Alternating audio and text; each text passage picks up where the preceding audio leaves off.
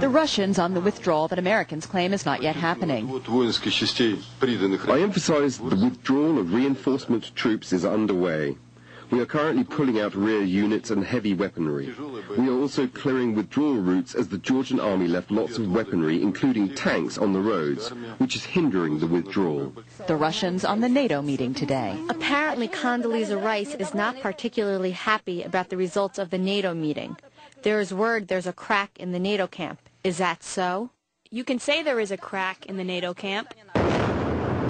If you watch Russian TV, you get a different picture of events than you get in the West. Analysts say state control of TV news has become more intense during this conflict. To say that television coverage is biased is a major understatement. Television has become a tool of blatant propaganda. In Russia, the West has been portrayed as blindly pro-Georgian President Mikhail Saakashvili. The propaganda frenzy organized by the Americans became a handout of Saakashvili's propaganda.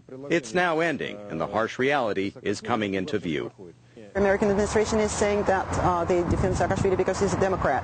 Actually, he's a flawed Democrat at best. The Western-educated and anti-Russian Georgian president is a staunch ally of the U.S. and at one point had the third largest number of coalition troops in Iraq. But in the last year, he's been tough with domestic opposition.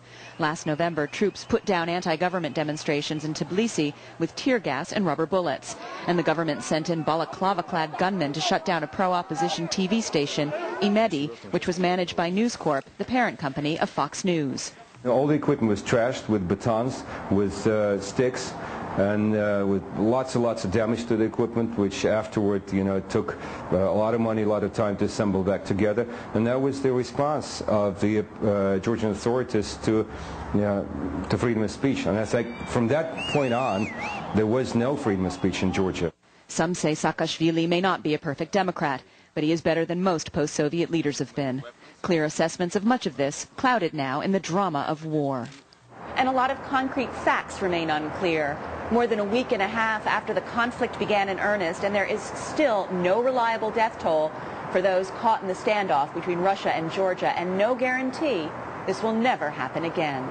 In Moscow, Amy Kellogg, Fox